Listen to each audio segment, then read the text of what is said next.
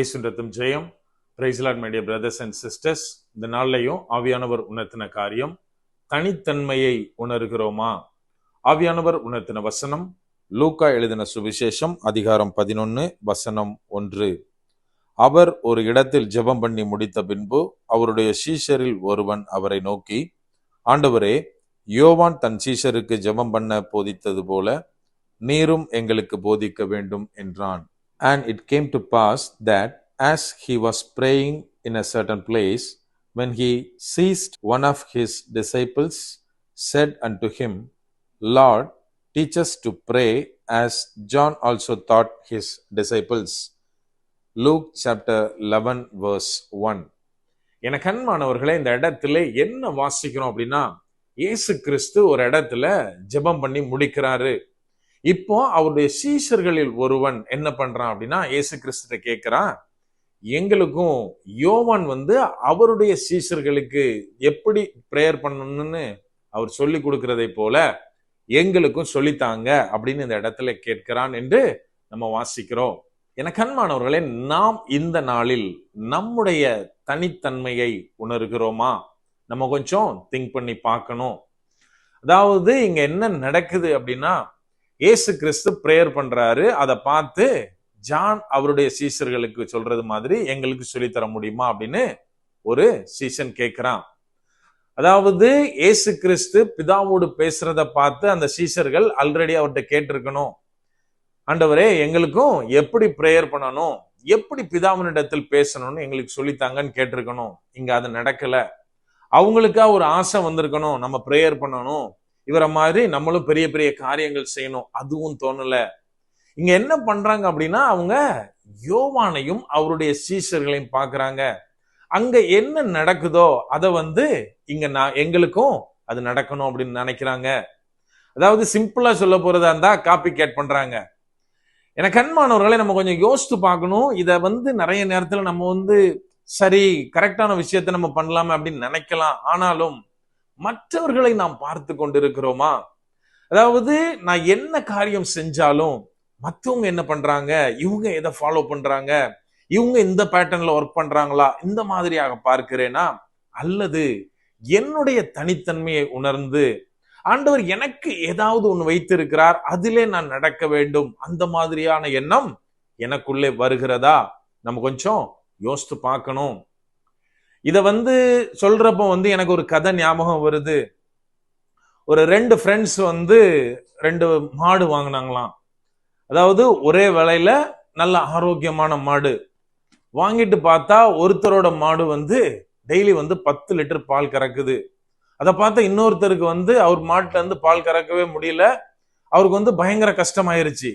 என்னன்னு பார்த்தா ஃபுல்லா அந்த மாடுக்கு என்னெல்லாம் ஃபாலோ பண்றாங்களோ அதே மாதிரி சாப்பாடு கொடுக்கிறாரு, புல்லு கொடுக்கிறாரு, புண்ணாக்கு கொடுக்கிறாரு, இன்னும் என்னென்னலாம் அவங்க பண்றாங்களோ அதை விடையும் டபுள் மடங்கு பண்றாரு. இருந்தாலும் இவருக்கு அவருடைய மாட்டுல இருந்து பால் கிடைக்கல. இப்ப என்ன பண்றாரு அப்படின்னா, வெட்டினரி டாக்டர்கிட்ட எடுத்துட்டு போறாரு. அங்க டாக்டர் சொல்றாரு, இதுல இருந்து எப்படிங்க பால் வரும், அது பசு மாடு, இது காளை மாடு அப்படின்னு. இது நம்ம கேட்கறதுக்கு கதை நம்மளுக்கு ஒரு காமெடியா இருந்தாலும் நிறைய நேரத்துல நம்ம இதைத்தான் பண்றோம். தேவன் என்னை எதற்காக அழைத்திருக்கிறார், என்னை ஒரு சுவிசேஷகனாக அழைத்திருக்கிறார் அப்படின்னா என் வேலை சுவிசேஷத்தை பிரசங்கிப்பது.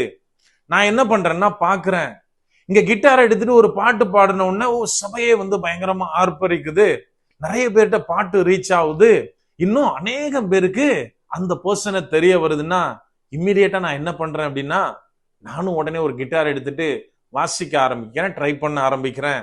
என கண்மானவர்களே, தேவன் என்ன நோக்கத்திற்காக என்னை அழைத்திருக்கிறார், அதிலே எனக்கு என்ன தனித்துவமான காரியத்தை, தனித்துவமான கிஃப்டை தந்திருக்காரு, அதைத்தான் நான் பார்க்கணுமே ஒழிய மற்றவர்களை பார்த்து நான் செயல்படக்கூடாது. அதுக்காக இன்னைக்கு ஃபேமஸா இருக்கவங்க எல்லாருமே கடவுளுடைய திட்டப்படி இருக்காங்களான்னு கேட்டா கிடையாது. நம்மளுடைய திறமையினால சில காரியங்களை நம்ம உள்வாங்கி கொண்டு செய்யும் போது அதை பீப்புளை ரீச் பண்ணலாம். ஆனால் நான் எப்போ தேவன் எனக்காக வைத்திருக்கிற அந்த பாத்துல போறனோ அப்போதுதான் தேவ திட்டம் என்னை குறித்த தேவ திட்டம் நிறைவேறும். இன்னைக்கு அப்படி பார்க்க போறதா இருந்தா அப்போஸ்தலனாகிய பவுலை எடுத்துக்கொள்ளுவோம். அவர் இன்னைக்கு நம்ம பயங்கரமா கொண்டாடுறோம். இயேசு கிறிஸ்துனுடைய சீஷர்களில் ஒருவராக பயங்கரமா செலிப்ரேட் பண்றோம். பட் நம்ம ஒண்ணு புரிஞ்சுக்கணும், அவர் வாழ்ந்த காலத்தில் he was a failure man. என்ன பிரதர் இப்படி சொல்றீங்க? பவுல் அப்போஸ்தலரை குறித்து நமக்கு தெரியும், அவர் எழுதின அந்த நிருபங்கள் இன்னைக்கும் நம்ம புனித நூலாக கொண்டாடுகிறோமே அப்படின்னு நம்ம நினைக்கலாம். எனக்கு அன்பானவர்களே, அது இன்னைக்குதான். ஆனா அவரை குறித்து நாம் பார்த்தோம் அப்படின்னா, இயேசு கிறிஸ்து அவரை சந்தித்த பிற்பாடு அவர் சந்தித்த எல்லாமே பாடுதான், சிறைச்சாலை தான். அநேக நிருபங்களை அவர் சிறைச்சாலையில இருந்து தான் எழுதுறாரு. ஒவ்வொரு சபையிலும் அதை எப்படி வாசிச்சிருப்பாங்க அப்படின்னா, ஒரு பிரிசனர் எழுதின ஒரு லெட்டர், அவ்வளவுதான். அன்னைக்கு நம்ம அவருடைய கடைசி காலத்துல பார்த்தாலும் நாடு கடத்தப்பட்டார்.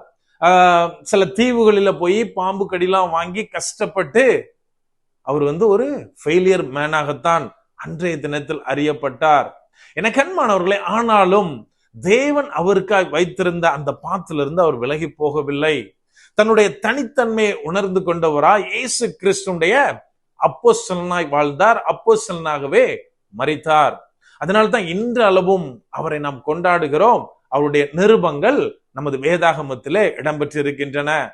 நாம் எப்போது நம்முடைய தனித்தன்மையை உணர்ந்து செயல்படுகிறோமோ, தேவன் எனக்காய் வைத்திருக்கிற அந்த காரியத்தை, என்னை எந்த நோக்கத்திற்காக படைத்தாரோ, எந்த காரியத்தை நான் செய்து முடிக்க தேவன் எனக்கு இந்த ஊழியத்தை கொடுத்தாரோ, இதை நான் உணர்ந்து கொண்டு செயல்படும் போதுதான் தேவனுடைய பர்பஸை நம்ம ஃபுல்ஃபில் பண்றவங்களா மாற முடியும்.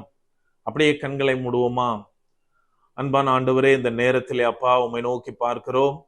ஆவியானவர் நீர் எங்களோட இருக்கிறீர், அதற்காக நன்றி செலுத்துகிறோம்.